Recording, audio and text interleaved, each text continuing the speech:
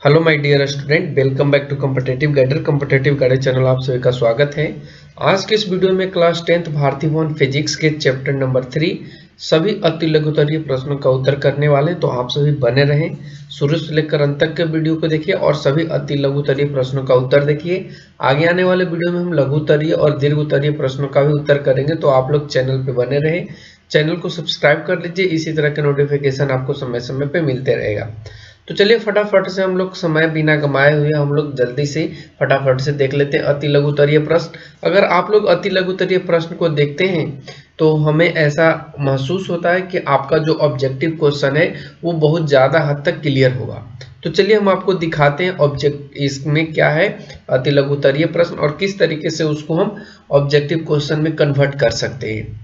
तो देखिए first question आपके स्क्रीन पर दिखेगा, जिसमें कहता है कि नेत्र के उस गुण को जो विभिन्न दूरियों पर स्थित वस्तुओं को फोकस करने में सहायता करता है उसे क्या कहते हैं। यहाँ पे आप थोड़ा सा समझेंगे तो आपको इसी क्वेश्चन को उलट दिया जाएगा और पूछा जाएगा कि नेत्र के वो कौन सा गुण है, नेत्र के वो कौन सा गुण है जो विभिन्न दूरियों पर स्थित वस्तुओं को फोकसित करने का कार्य करता है।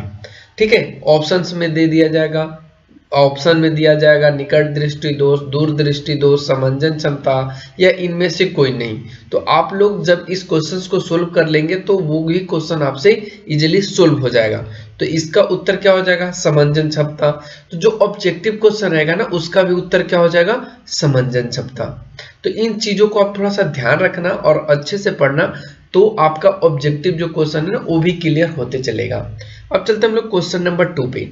क्वेश्चन नंबर देखिए 2 में कहता है, क्या भिन्न भिन्न दूरियों पर स्थित वस्तुओं के प्रतिबिंब को फोकस करने के लिए नेत्र लेंस की जो फोकस दूरी है वो सिलियरी पेशियों द्वारा परिवर्तित होती है।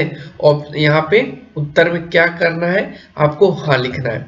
आपसे यहाँ पे प्रश्न पूछा जा रहा है, क्या जो भिन्न भिन्न दूरी पर स्थित वस्तुओं के प्रतिबिंब हैं उनको फोकस करने के लिए जो नेत्र लेंस है वो सिलियरी पेशियों द्वारा परिवर्तित होती है। तो हाँ, ये सिलियरी पेशियों द्वारा ही परिवर्तित होती हैं। ये भिन्न भिन्न दूरियों पर स्थित जो वस्तु हैं उनके प्रतिबिंब को फोकस करने के लिए ये सिलियरी पेशियां का क्या करती हैं, सहायता लेती हैं और इनसे सहायता लेने के बाद ये क्या कर देती है, परिवर्तित कर देती हैं। अब हम लोग आते हैं क्वेश्चन नंबर 3 पे। क्वेश्चन नंबर 3 कहता है, किसी व्यक्ति के चश्मे में लगे लेंस की क्षमता +1.5 डायोप्टर है। डी का मतलब क्या होगा, यहाँ पे डायोप्टर होगा और प्लस का मतलब यहाँ पे धनात्मक मान दिया है। लेंस उत्तल है या अवतल, तो आप सभी को पता होगा कि लेंस की क्षमता जब धनात्मक होती है तो वो लेंस जो होता है वो उत्तल लेंस होता है। तो इसलिए इस प्रश्न का उत्तर क्या आ जाएगा, उत्तल लेंस। अब हम लोग बढ़ते हैं अगले क्वेश्चन नंबर 4 पे। क्वेश्चन नंबर 4 कहता है कि मानव नेत्र की 3 मुख्य दृष्टि दोषों के नाम लिखिए। यानी मानव में जो दृष्टि दोष हैं वो 3 हैं, वो 3 मुख्य कौन कौन से हैं ये आपको बताना है। उत्तर में हमने लिखा है निकट दृष्टि दोष, दूरदृष्टि दोष और जरा दूरदर्शिता, या कहीं कहीं इसको अबिंदुकता भी लिखता है। थोड़ा सा आप ध्यान रखना, अबिंदुकता भी लिखता है और जरा दृष्टि दोष भी लिखता है। तो आप लोग थोड़ा सा इस चीज को ध्यान रखना और अच्छे से पढ़ना, ठीक है। अब हम लोग आते हैं क्वेश्चन नंबर 5 पे। क्वेश्चन नंबर 5 कहता है कि स्पष्ट दृष्टि की न्यूनतम दूरी क्या है। स्पष्ट दृष्टि कहने का मतलब जहां तक कोई व्यक्ति अच्छे से देख सकता है, साफ साफ देख सकता है, उसकी न्यूनतम दूरी यानी कम से कम कितनी दूरी होनी चाहिए। तो इसका उत्तर हो जाएगा 25 सेंटीमीटर। अब हम लोग बढ़ते हैं क्वेश्चन नंबर 6 पे। क्वेश्चन नंबर 6 कहता है कि स्पष्ट दृष्टि की न्यूनतम दूरी का मान लगभग कितना होता है। तो जो स्पष्ट दृष्टि का न्यूनतम दूरी है वही उसका लगभग मान भी होता है। तो उत्तर में आपको लिखना है 25 सेंटीमीटर। अब हम लोग आते हैं क्वेश्चन नंबर 7 पे, जिसमें कहता है कि नेत्र की समान दृष्टि के लिए दूर बिंदु और निकट बिंदु कितनी दूरी पर होते हैं ये आपको बताना है। कितनी दूरी पर होते हैं ये आपको बताना है। तो देखिए उत्तर में हमने लिखा है कि नेत्र की समान दृष्टि के लिए दूर बिंदु अनंत दूरी तथा निकट बिंदु 25 सेंटीमीटर होते हैं। यानी दूर के लिए अनंत होगा, आप जहां तक किसी चीज को देख सकते हैं, किसी वस्तु को देख सकते हैं, ये आपके लिए दूर बिंदु कहलाता है। लेकिन निकट बिंदु कम से कम 25 सेंटीमीटर होनी चाहिए। 25 सेंटीमीटर है तो ये निकट बिंदु जो है समान दृष्टि के लिए वो समझी जाती है। ठीक है, अब हम लोग बढ़ते हैं अगले क्वेश्चन नंबर 8 पे, जिसमें कहता है कि जब हम नेत्र से किसी वस्तु की दूरी को बढ़ा देते हैं तो नेत्र में प्रतिबिंब दूरी का क्या होता है। फिर से क्वेश्चन को रिपीट करते हैं, जिसमें कहा है कि जब हम नेत्र मतलब अपनी आंख से किसी वस्तु की दूरी है वो बढ़ा देते हैं। बढ़ाने का मतलब अभी हम 2 मीटर पर देख रहे थे तो आगे चल के उसे हम 4 मीटर पर देख रहे हैं, तो नेत्र में प्रतिबिंब की दूरी का क्या होगा। तो जाहिर सी बात है कि हमारे आंख में जो प्रतिबिंब की दूरी होगा वो परिवर्तित हो जाएगा। तो उत्तर में हमने लिखा है कि प्रतिबिंब दूरी में कोई परिवर्तन नहीं होता है। देखिए, प्रतिबिंब दूरी में कोई परिवर्तन नहीं होता है, लेकिन वस्तु देखने में आपको छोटा बड़ा जरूर ही दिखेगा। ठीक है, अब हम लोग आते हैं अगले क्वेश्चन नंबर 9 पे, जिसमें कहता है कि एक व्यक्ति जिसका नेत्र निकट दृष्टि दोष से ग्रसित है। ग्रसित से मतलब यहाँ पे खराब है। ठीक है, ग्रसित का मतलब क्या है, खराब है। 1.5 मीटर से अधिक यानी 1.5 मीटर से अधिक दूरी पर की वस्तुओं को स्पष्ट नहीं देख पाता है। समान दृष्टि प्राप्त करने के लिए उसे किस प्रकार के लेंस की आवश्यकता होती है। तो उत्तर में हो जाएगा अवतल लेंस। आप लोगों को पता होगा कि जब किसी वस्तु को निकट की वस्तु जब दिखाई नहीं देती है तो उसे अवतल लेंस की आवश्यकता होती है। तो यहाँ पे क्या लिख देंगे, अवतल लेंस। ठीक है, अब क्वेश्चन नंबर 10 पे आते हैं। क्वेश्चन नंबर 10 कहता है कि एक विद्यार्थी अपने क्लास के अंतिम पंक्ति में बैठने पर ब्लैक बोर्ड पर की लिखावट स्पष्ट नहीं देख पाता है।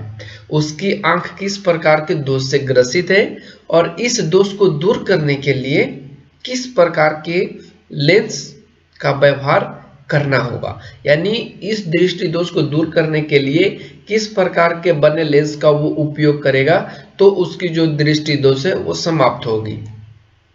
उत्तर में हमने लिखा है कि जब ऐसी स्थिति देखने को मिलती है तो इस दोष को हम लोग कहते हैं दूरदृष्टि दोष। ठीक है, और इस दोष को दूर करने के लिए उत्तल लेंस के जो बने चश्मा है उसका उपयोग करना चाहिए, तभी आपको अपनी आंख से किसी वस्तु को आसानी से और अच्छे तरीके से देख पाएगा। ठीक है, अब हम लोग आते हैं क्वेश्चन नंबर 11 पे। क्वेश्चन नंबर 11 कहता है कि नेत्र लेंस की फोकस दूरी कम हो जाने से कौन सा दृष्टि दोष होता है।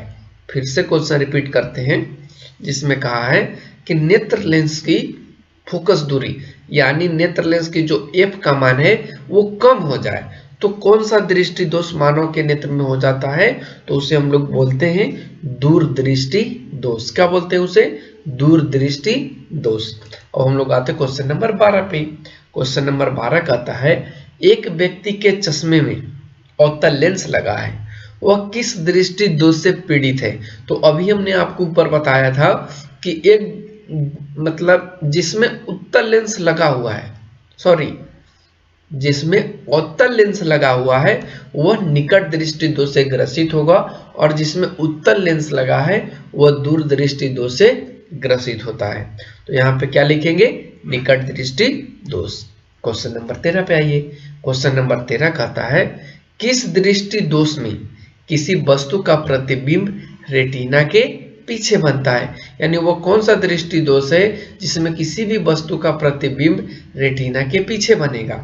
तो उत्तर में हमने लिखा है दूरदृष्टि दोष में किसी वस्तु का जो प्रतिबिंब होता है वो रेटिना के पीछे बनता है। ठीक है, तो आप लोग इन चीजों को भी समझ पा रहे होंगे। अब हम लोग बढ़ते अगले क्वेश्चन नंबर जो नेक्स्ट है वो कहता है कि एक अस्पष्ट चित्र द्वारा निकट दृष्टि दोष का वर्णन कीजिए। तो देखिए, एक क्वेश्चन अति लघु उत्तरीय प्रश्न में आपसे कभी नहीं पूछा जाएगा, क्योंकि वर्णन करने वाले जो क्वेश्चन होते हैं ये आपको 5 नंबर यानी दीर्घ उत्तरीय प्रश्न में पूछे जाते हैं। तो यहाँ पे हम सिंपल आपको एग्जाम्पल में उत्तर में हमने बताया है, इसको स्वयं प्रयास करें, लेकिन इसके लिए हमने फिगर को यहाँ पे आपके लिए डाला है। चलिए हम इस फिगर के माध्यम से आपको हम समझा देते हैं। देखिए, जब किसी व्यक्ति को जो दूर रखी वस्तु है उससे जब आती किरणें ये यहाँ पे नहीं पड़ती है नेत्रगोलक पे, ये नेत्रगोलक से पहले पड़ जाती है, तो इस कंडीशन में जो स्थिति उत्पन्न होती है उसे हम लोग बोलते हैं निकट दृष्टि दोष। ठीक है, अब यहाँ पे क्या करते हैं कि हम एक लेंस का उपयोग करते हैं। ठीक है, और वो कौन सा लेंस होता है तो आप यहाँ पे देख पा रहे होंगे, ये आपका निकट दृष्टि दोष में कौन सा यूज होता है, तो ये अवतल लेंस होता है। तो यहाँ पे अब जैसे अवतल लेंस का उपयोग करेंगे तो ये जो वस्तु का प्रतिबिंब होगा वो सीधे इस स्थान पर बन जाएगा। ठीक है, तो इस तरीके से आपको यहाँ पे लिखना है। अब हम लोग आते हैं क्वेश्चन नंबर 15 पे, जिसमें कहता है कि दीर्घ दृष्टि दोष किस प्रकार के लेंस द्वारा दूर किया जाता है। तो उत्तर में हमने लिखा है उत्तल लेंस या अभिसारी लेंस, इसका एक और नाम है अभिसारी लेंस। ठीक है, तो आप अभिसारी लेंस भी लिख सकते हैं। अगर आपको ऑप्शन में अभिसारी लेंस मिले तो आप अभिसारी लेंस को भी टिक आउट कर सकते हैं। ठीक है, अब बढ़ते क्वेश्चन नंबर 16 पे। क्वेश्चन नंबर 16 कहता है कि तारों के टिमटिमाने की व्याख्या किस सिद्धांत पर आधारित है। तो उत्तर में हमने लिखा है वायुमंडलीय अपवर्तन के सिद्धांत पर, या आप खाली अपवर्तन के सिद्धांत पर भी लिख सकते हैं, कोई दिक्कत नहीं होगी। ठीक है, अब क्वेश्चन नंबर 17 पे आइए। क्वेश्चन नंबर 17 कहता है कि श्वेत प्रकाश के विभिन्न वर्णों यानी रंगों में विभक्त होने की घटना को क्या कहते हैं। तो श्वेत प्रकाश के विभिन्न रंगों में विभक्त होने की जो घटना होती है उसे हम लोग प्रकाश का वर्ण विक्षेपण या उससे हम लोग विवर्तन बोलते हैं। ठीक है, अगला क्वेश्चन, क्वेश्चन नंबर 18, जिसमें कहता है कि जब श्वेत प्रकाश एक प्रिज्म से होकर गुजरता है तो किस वर्ण यानी रंग का प्रकाश सबसे अधिक विचलित होता है और किस वर्ण यानी रंग का सबसे कम विचलित होता है। तो उत्तर में हमने लिखा है कि बैंगनी रंग का अधिक तथा लाल रंग का सबसे कम विचलन होता है। ठीक है, आप याद रखना, बैंगनी रंग का सबसे अधिक विचलन होता है, जबकि लाल रंग का जो विचलन है वो बहुत कम होता है। और इसीलिए जो रेलवे ट्रैक होते हैं या रेलवे सिग्नल होते हैं उसमें रेड लाइट का उपयोग किया जाता है। और हम लोग आज के 19वें प्रश्न पर बढ़ते हैं। 19वां क्वेश्चन में कहता है क्या प्रकाश का रंग, जिसे वर्ण भी कहा जाता है, प्रकाश तरंगों के तरंग दैर्ध्य पर निर्भर करता है। तो उत्तर में लिखा है हाँ, क्योंकि प्रकाश के तरंग दैर्ध्य के कारण ही जो वस्तु है जो किसी वस्तु का कलर है, रंग है, वो हम लोगों को दिखाई पड़ता है। यहाँ पे अगर लाल की बात करें तो इसका तरंग दैर्ध्य क्या होता है, बहुत ज्यादा होता है, जिसके कारण हम उसे दूर से ही देख लेते हैं। ठीक है, तो इस तरीके से आपको यहाँ पे लिखना था। आइए 20 नंबर क्वेश्चन को देखते हैं। 20 नंबर क्वेश्चन में कहता है कि प्रकाश के किस रंग या वर्ण के लिए तरंग दैर्ध्य अधिकतम होता है। तो उत्तर में हमने लिखा है कि प्रकाश के लाल रंग के लिए तरंग दैर्ध्य तो क्या होता है, वो अधिकतम होता है। क्यों? क्योंकि इसका विचलन बहुत कम होता है। आज के 21वें प्रश्न पे आते हैं, जिसमें कहता है कि लाल रंग, जिसे वर्ण भी कहा जाता है, दूर से देखने पर भी लाल क्यों दिखाई देता है। तो उत्तर में हमने लिखा कि लाल रंग दूर से देखने पर भी लाल ही दिखाई देता है। ऐसा इसलिए कि लाल रंग का जो तरंग दैर्ध्य है वो सबसे अधिक होता है। ठीक है, आते हैं आज के 22वें प्रश्न पे, जिसमें कहता है क्या कारण है कि आकाश का रंग नीला दिखाई पड़ता है। तो उत्तर में हमने लिखा है प्रकाश के प्रकीर्णन के कारण ही आकाश का जो रंग है वो नीला दिखाई पड़ता है। तो कैसा लगा आज का ये वीडियो, आप लोग कमेंट सेक्शन में कमेंट करके जरूर बताना। Thanks for watching, take care, bye bye.